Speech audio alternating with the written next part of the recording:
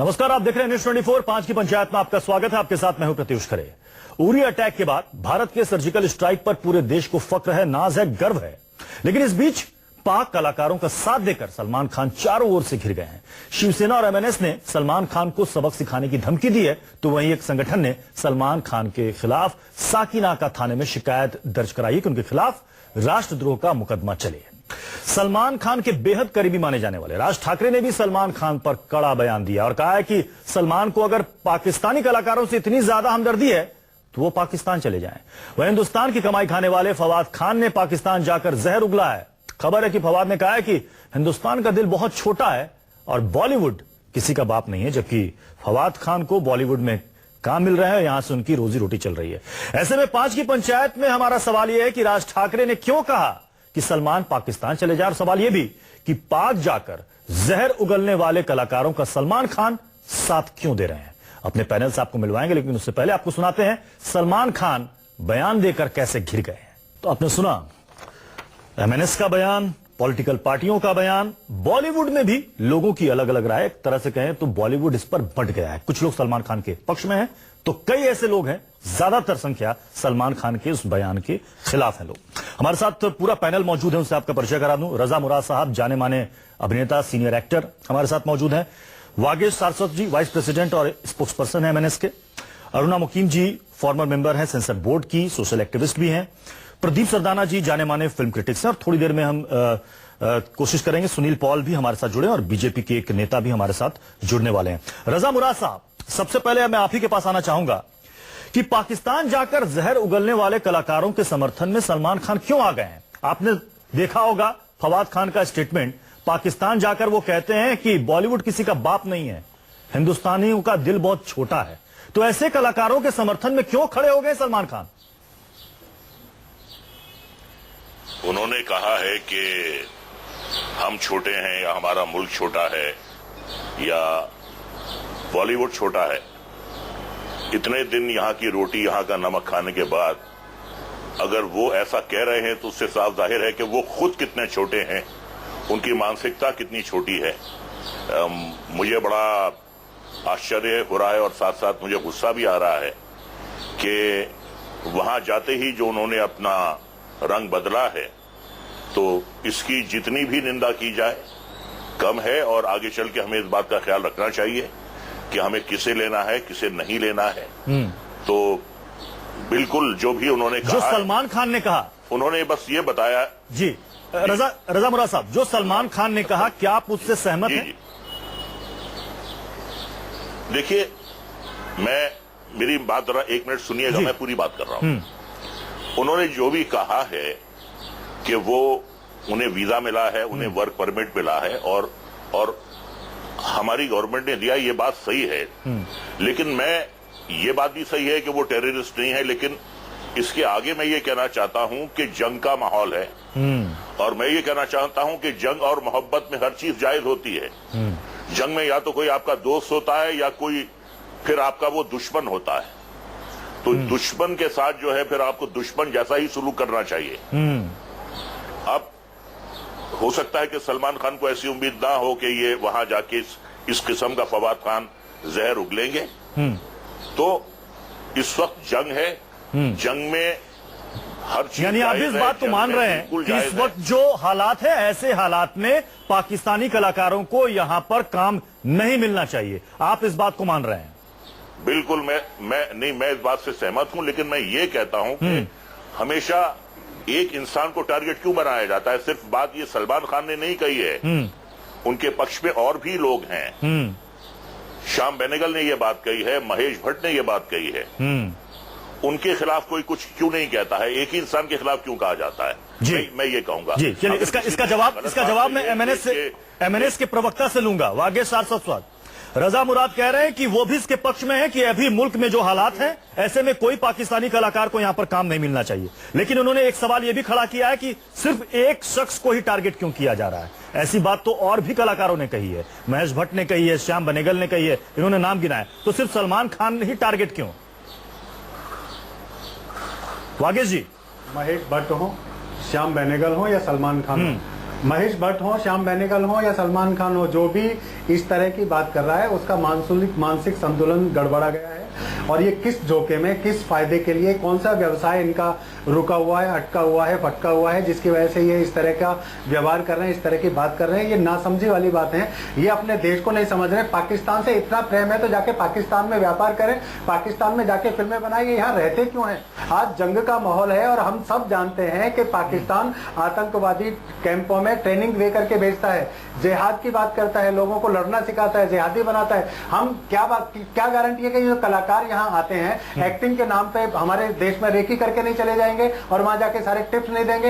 एक फवाद खान जैसा आदमी वहां जाते ही अपने देश के लिए भक्ति की बात करता है, अपने देश के लिए प्रायोरिटी की बात करता है। तो इस पर शिवसेना ये कहेगी, तब तक शिवसेना ये कहेगी कि पॉकेट में पाकिस्तान चले जा रहे हरे नोट जाते हैं, तब तक उसको अच्छा लगता है। हमारे गांधी को वो सम्मान करते हैं तब तक, जब तक वो यहाँ रहते हैं। लेकिन जैसे ही अपने देश में जाते हैं उनकी असली औकात पता चल जाती है। और इसीलिए हम हमेशा से विरोध करते रहे, हमेशा ये कहते रहे वागेश जी, पाकिस्तानियों पे। वागेश जी आपसे कुछ सवाल करना चाहती है अरुणा मुकीम आपसे। अगर युद्ध का माहौल नहीं होता तो अलग बात थी। वागेश साहब, मैं आपसे जानना चाहती हूँ कि ये यूरी अटैक के बाद ही ऐसा आपको क्यों याद आया कि पाकिस्तान कलाकार जितने हैं वो यहाँ स्पाई के लिए आते हैं? हमारे यहाँ पहले भी पठानकोट अटैक भी हो चुका है, मुंबई अटैक भी हो चुका है। क्या तब आपको नहीं लग रहा था? आपने तब क्यों नहीं रोकने की कोशिश की?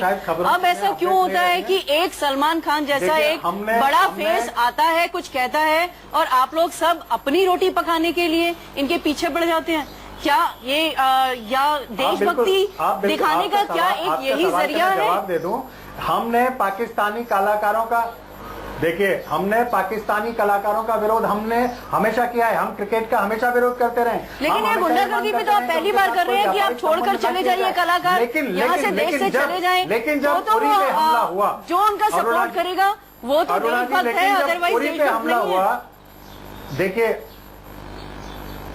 देखिए, आपको ये समझना पड़ेगा कि उरी पे जब हमला हुआ वो लोग यहाँ की रोटी तोड़ते हैं, यहाँ का नमक खाते हैं, लेकिन एक भी कलाकार ने, लेकिन वागेश जी, उरी अटैक के बाद, लेकिन वागेश जी, अगर वागेश जी, इसके लिए तो आप सरकार पर भी प्रेशर बना सकते थे। उनको वागेश जी, आतंकवाद इसके लिए तो आप सरकार पर भी दबाव बना सकते थे। उनसे कह सकते थे कि आपको ऐसी पॉलिसी बनाओ, ये पाकिस्तानी कलाकार यहाँ पर ना आए, ये काम ना करे।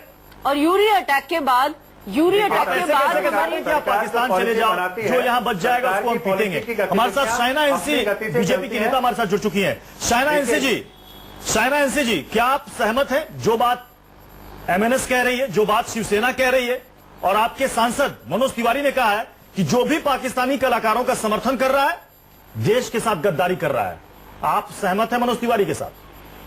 शाइना एनसी, देखिए, दो तीन चीज मैं स्पष्ट करना चाहती हूँ। दो तीन चीज मैं स्पष्ट करना चाहती हूँ। सबसे पहले, जब हम आतंकवादी हमले की बात करते हैं तो जो हुआ उरी में या पठानकोट में, या वो स्टिंग ऑपरेशन जहाँ एक टेररिस्ट स्वयं कहते हैं कि देखिए हमारे यहाँ जो पाकिस्तान में जो आतंकवादियों को शरण मिल रहा है वो दुनिया भर में स्पष्ट है। तो कोई डिनायल मोड में जाने की आवश्यकता नहीं है। उसके बाद हमारी सरकार ने क्या कहा? हमने कहा कि अंतर्राष्ट्रीय स्तर पे भी हमें सबको एकजुट खड़े करना है और हमें पाकिस्तान को टेररिस्ट स्टेट घोषित करना है। जब हम आइसोलेशन की पॉलिसी बात करते हैं तो इसका मतलब क्या है? आप इकोनॉमिकली आइसोलेट करते हैं, पॉलिटिकली, डिप्लोमेटिकली, कल्चरली, स्पोर्ट्स के क्षेत्र में, तब आप ये एक्सेप्शन नहीं कर सकते हैं और कह सकते हैं कि देखिए कलाकार को आने दीजिए। आने तब देंगे जब संबंध अच्छे हैं। आज आप ये बात मान रही है ना शाइना, आप भी ये बात मान रही हैं कि ऐसे हालात में जब हम पाकिस्तान को अलग थलग खड़ा करने की कोशिश कर रहे हैं तो हमें हर वो स्टेप उठाने पड़ेंगे, चाहे वो क्षेत्र कोई भी हो। तो इसके लिए ये पहल सरकार की ओर से क्यों नहीं हो रही है? ये पहल बीजेपी की ओर से क्यों नहीं हो रही है? या ये माना जाए कि एमएनएस और शिवसेना जो कर रही है उसको बीजेपी का और सरकार का मौन समर्थन है? हुआ वो दुखदायक था। भारत के जो सेना के लोग मर गए हैं वो आतंकवादी हमलों के तरफ से, ये बहुत ही शर्मनाक घटना है। हम निंदा करते हैं, कोई प्रतिक्रिया तक नहीं जी। तो हम हुनर, मैं समझ गया आपकी बात शाइना एनसी, मैं समझ गया। मैं एक सवाल, बस एक सवाल का जवाब दे दीजिए।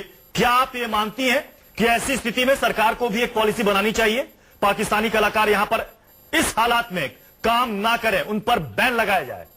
सॉफ्टवेयर को एक्सपोर्ट कर रहे हैं, आप टेरर को एक्सपोर्ट कर रहे हैं, और इसमें बिल्कुल स्पष्ट है कि कोई समझौता नहीं हो सकता है भावना के साथ, कोई समझौता नहीं हो सकता है हमारे सेना के साथ, और कोई समझौता नहीं हो सकता है आतंक को लेके। और आज तक नवाज शरीफ और उनके पूरे एडमिनिस्ट्रेशन कोई भी टिप्पणी करने मेरा सवाल बहुत सीधा सा था साइना एनसी, सीधा सा सवाल था कि क्या आप पक्ष में है सरकार एक पॉलिसी लाए और पाकिस्तानी कलाकारों को बैन कर दे? साइना एनसी। सरदाना जी, आपने ये बात बहुत पहले भी कही थी कि कल्चरल एक्सचेंज, कल्चरल रिलेशन हालात देखकर होते हैं, बिल्कुल, और आप इसके पक्षधर हैं कि ऐसी सूरत में सब चीज बंद हो जाना चाहिए। लेकिन बंद करने का तरीका क्या हो? क्या एमएनएस और शिवसेना का तरीका हो, या सरकार की तरफ से एक पॉलिसी स्टेट आनी चाहिए? देखिए, मेरा पहले दिन से बिल्कुल साफ स्टैंड है कि इनके साथ कल्चर एक्सचेंज बंद होने चाहिए। बहुत हो गया, इन लोगों को बहुत झेल लिया, इन लोगों को बहुत बात सम्मान दे दिया। ये सारे फवाद खान है, इनको बॉलीवुड आसिर के सांप की तरह पाल रहा है, लेकिन ये जहर उगलने वाले सांप है। इनको जितना दूध पिलाओगे उसके बाद भी जहर उगलेंगे ये लोग। इसलिए आसिर के सांपों को बिल्कुल बैन कर देना चाहिए। इनको अपने बिलों में घुसने के लिए मजबूर कर दीजिए, वापस चले जाए। लेकिन फिर भी हमारा देश एक बहुत सम्मानजनक देश है और बहुत अच्छा देश है, बहुत सांस्कृतिक परंपरा वाला देश है। इसलिए मैं चाहता हूं कि जो यहाँ लोग हैं उनके साथ कोई मार कुटाई ना की जाए, कोई गुंडागर्दी ना की जाए, बिल्कुल उनको भेज दिया जाए वापस। बैन करने में जाहिर है सरकार जो भी पॉलिसी बनाएगी उसको बनाने में समय लगता है, उसको रातों रात एक पॉलिसी नहीं बना दी जाती। पाकिस्तान ने अब देखिए सारे सीरियल, सारे चैनल बंद कर दिए, सारा कुछ कर दिया। लेकिन ठीक है, लेकिन जो भी लग रहा है सरकार जिस तरह एक एक करके सरकार है वो खुलकर सामने आए, बोले कि सरकार एक एक करके सरकार को अभी जो दूसरे बड़े काम है मेरे को लगता है उसमें लगना बड़ा जरूरी है। सरकार अगर छोटे छोटे कामों में उलझ जाएगी, ये छोटा सा मसला इतना बड़ा नहीं। लेकिन बॉलीवुड में इसको लेकर क्या प्रतिक्रियाएं हो रही हैं वो भी हम दर्शकों को दिखाते हैं। महेश भट्ट, जाने माने निर्माता निर्देशक, उन्होंने क्या ट्वीट किया है ये भी दर्शक देखें। महेश भट्ट लिखते हैं नेताओं के नाम पर, राजनेताओं के नाम पर उन्होंने एक खत लिखा है जिसमें वो लिख रहे हैं, डियर लीडर्स, केवल कुछ हिंसा करने वालों के खिलाफ एक्शन मत लो, बल्कि मेरे जैसे शांति चाहने वाले लोगों का भविष्य लिखो। आतंकवाद को खत्म करो, बातचीत को नहीं। ये महेश भट्ट साहब ने लिखा है नेताओं के नाम पर ये खत। तो इसका जवाब भी आया है, इसका जवाब मधुर भंडारकर ने दिया है तुरंत। वो देखिए क्या लिखते हैं महेश भट्ट सर, भारत में आतंकी गतिविधि का विरोध ना करने वाले ये शांति प्रिय पाक कलाकार एमएस धोनी फिल्म का पाकिस्तान में बैन का विरोध नहीं कर रहे हैं। इन्होंने सवाल उठाया है कि ये पाकिस्तानी कलाकार जो यहां पर काम करते हैं, पाकिस्तान में जब एक फिल्म बैन कर दी जाती है तो उसके पक्ष में वो क्यों नहीं बोलते? रजा मुल्ला साहब, ये बात तो बिल्कुल सही उठाया मधुर भंडारकर ने कि जो पाकिस्तानी कलाकार यहां पर काम करते हैं, अब देखिए वहां पर कई सारी फिल्में बैन कर दी जाती हैं पाकिस्तान में। अभी रिसेंटली एमएस धोनी की फिल्म वहां पर बैन कर दी गई है। तो यही पाकिस्तानी कलाकार जो यहां पर आके काम करते हैं, पाकिस्तान में जाकर क्यों नहीं कहते कि साहब ये गलत है, कला को सरहदों में मत बांधो? नहीं, उन्होंने तो जाते ही वहां पर अपना रंग दिखा दिया, अपनी मानसिकता दिखा दी। देखिए, मैं अब ये कहना चाह रहा हूं कि सरकार कब डिसीजन लेगी ये तो मैं नहीं कह सकता। मैं इतना जरूर कहूंगा कि जो हमारी प्रोड्यूसर्स की बॉडी है इम्पा जी, उन्होंने ये रेजोल्यूशन पास किया है कि हम किसी भी पाकिस्तानी कलाकार या किसी भी पाकिस्तानी टेक्नीशियन को हम नहीं लेंगे। तो मैं समझता हूं कि अगर सरकार की तरफ से भी ये पॉलिसी आ जाए तो ये मामला जो है ये हमेशा के लिए जड़ से खत्म हो जाए। मैं समझता हूं कि अब तक सरकार ने अगर ऐसा नहीं किया, पाकिस्तानी कलाकारों को यहां काम करने की इजाजत दी, तो एक नेक नियति थी सरकार की। सरकार ये समझ रही थी कि शायद कल्चरल एक्सचेंजेस से कुछ हालात सुधर जाएं, लेकिन ऐसा कुछ हुआ नहीं है। तो अब सरकार को भी चाहिए कि जल्द अज जल्द वो एक पॉलिसी बनाए।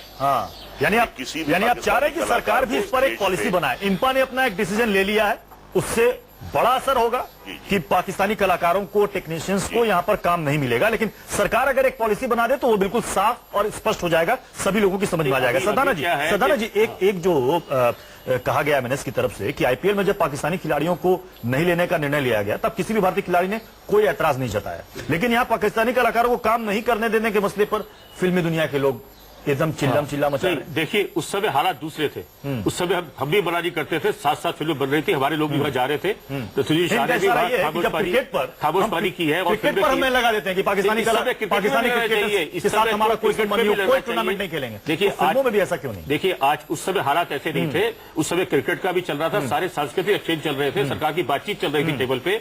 अब इस समय कोई भी बातचीत करने के लिए सरकार ने क्लियर कर दिया है किस तरह से भी नहीं करेंगे। आप देखिए चीन पाकिस्तान, चीन जो है पाजिर हो सकता है, भारत का भी भारत ने कदम ही नहीं उठाया अभी सिंधु नदी के लिए। अभी से चीन पहले साथ आ गया है।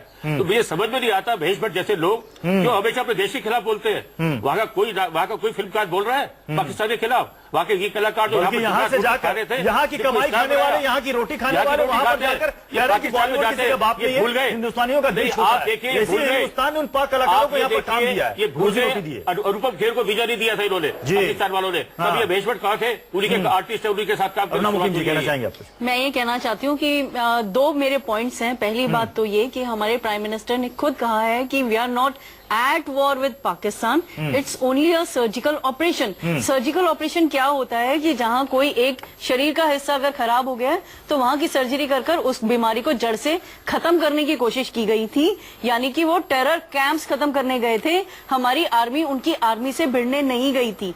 ये जंग का माहौल नहीं है, ये समझने की जरूरत है। दूसरी बात जंग का माहौल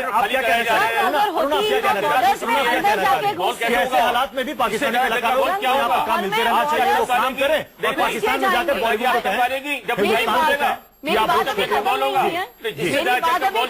मेरी बात अभी खत्म नहीं हुई है। आज जो जंग का माहौल है, इससे जंग का माहौल क्या होगा?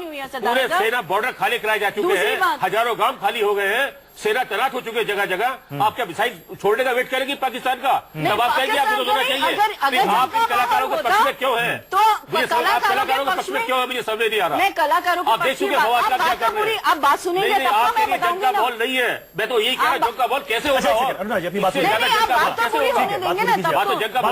दूसरी बात पूरी बात ये है कि पाकिस्तान अगर हमारे चैनल्स बैन करता है, हमारी फिल्मों को बैन करता है, तो 70% जो उनकी इंडस्ट्री टिकी है, उनके सिनेमा हॉल्स टिके हैं, वो हमारी बॉलीवुड फिल्मों के ऊपर टिके हुए हैं। तो वो बेवकूफ हैं वो अगर ऐसा करते हैं। अगर उन्हीं को नुकसान होने वाला है, ये हमारी कंट्री का कोई नुकसान नहीं है। एक धोनी फिल्म नहीं जाएगी, धोनी फिल्म नहीं जाएगी तो कोई धोनी फिल्म का नुकसान नहीं होगा, हमारे इंडस्ट्री को कोई फर्क नहीं पड़ने वाला है, ये उनको खुद को फर्क पड़ने वाला है। लेकिन एक चीज हमें ये भी सोचने की जरूरत है, नहीं सरदाना साहब, सोचने की जरूरत करती है, लेकिन इंडस्ट्री को देश के हित में अपने छोटे से परसेंटेज के नुकसान के लिए बिल्कुल भूल जाना चाहिए और पाकिस्तान का हर हाल में विरोध करना चाहिए। तो ये हमारी गवर्नमेंट का स्टैंड है। बहुत बहुत शुक्रिया हमारे साथ इस चर्चा में आप सभी शामिल हुए। तो एक बड़ी बात यहाँ पर निकलकर सामने आई कि पेशे से बाय प्रोफेशन हम कुछ भी हो सकते हैं, लेकिन सबसे पहले इस देश के नागरिक हैं, इसलिए देश हित सबसे पहले है। और इस वक्त हालात ऐसे नहीं है